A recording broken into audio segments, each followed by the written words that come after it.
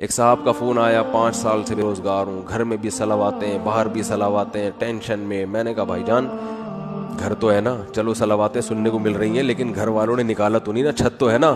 یہ جو فٹ پاتھوں پہ پڑے ہوئے ہیں نا، ان کے پاس رات گزارنے کے لیے چھت میسر نہیں. میں نے کہا گھر میں ناشتہ بھی مل رہا ہے، دوپہر کھانا بھی مل رہا ہے، صلواتیں سنانے کے بعد مل رہا ہے، لیکن مل رہا ہے نا. اور صلواتیں باپ دادا کی طرف سے مل رہی ہیں نا، کوئی یہ تھوڑی کہ پڑوسی سنا رہے ہیں، وہ تو اپنے لوگ ہیں. تو اس لیے میں لوگوں سے 2 باتیں لازمی کہتا ہوں کہ ہسپتالوں میں بیماروں کو جا کے دیکھا کرو، جو خطرناک بیمار پڑے ہوئے ہیں نا، کوئی فالج میں نظر آئے گا، کوئی ڈائلسس پہ ہوگا، کوئی کیا عجیب عجیب آپ کو بیمار نظر آئیں گے. دوسرا، ایدھی سینٹر کے مردہ خانے چکر لگا لو آج اس لیے کہہ رہا ہوں کہ پھر اگلے ہفتے تک بھول جاؤ گے. یہاں سے جب بیان کے لیے جاؤ نا، بیان سے فارغ ہو کے تو ایدھی سینٹر کے مردہ خانے کو ذرا ٹچ کرتے ہوئے. قبرستان میں تو اصل میں اس لیے عبرت نہیں ہو رہی، وہ مردہ تو نیچے چلا گیا نا، نظر تو آ نہیں رہا. وہ جب آپ ایدھی سینٹر کے مردہ خانوں میں جاؤ گے تو بڑے بڑے فنٹر آپ کو برف کی سیلوں پہ لیٹے ہوئے نظر آئیں گے.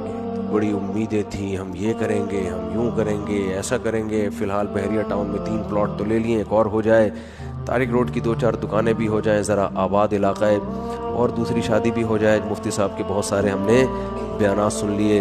دو چیزیں اور بھی بہت ساری چیزیں اس میں. بنیادی چیز کیا ہے؟ بیماروں کو دیکھو، معذوروں کو دیکھو. میں ایک واقعہ سنایا میں نے پچھلے ہفتے، پتہ نہیں یاد نہیں مجھے سنایا یا نہیں سنایا. ابھی میں سفر تھا میرا اسلام آباد میں، تو وہاں ہمارے ایک جاننے والے ملے.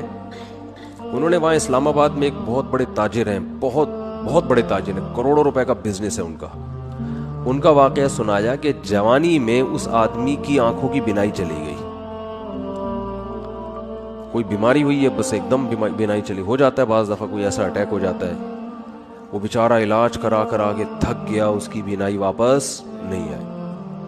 تو انہوں نے بتایا کہ وہ ایک دن نیچے نا اسلام آباد میں وہ بنگلہ ہے اس کا جہاں وہ رہتا ہے، نیچے ایک شکر کندی بیچنے والے نہیں ہوتے، کندھے پہ رومال ہے، شکر کندی بیچ رہے، شکر کندی نہیں سوری، یہ جو بھٹا بیچ رہے ہوتے ہیں نا، دانے، مکئی کے دانے بیچ رہا تھا.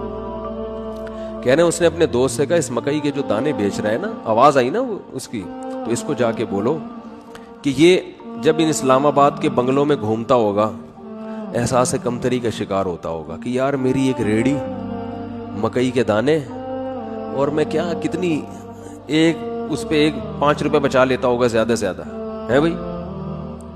تو میں غریب آدمی ہوں اور یہ کتنے بڑے بڑے لوگ ہیں جن کے بڑے خوبصورت بنگلے، اور میں ایسا غریب. تو اس نے جس کی آنکھوں کی بینائی چلی گئی نا، اس نے کہا اپنے دوست سے کہ اس کو جا کے بتاؤ کہ تو اپنی آنکھیں مجھے دے دے اور میرا بنگلہ لے لے، اور یہ بھٹے کی ریڑھی کس کو پکڑا دے؟ مجھے پکڑا دے، میں اس پہ راضی ہوں. یعنی اگر یہ قدرت میں ممکن ہے، بہت مشکل ہے بات سمجھانا.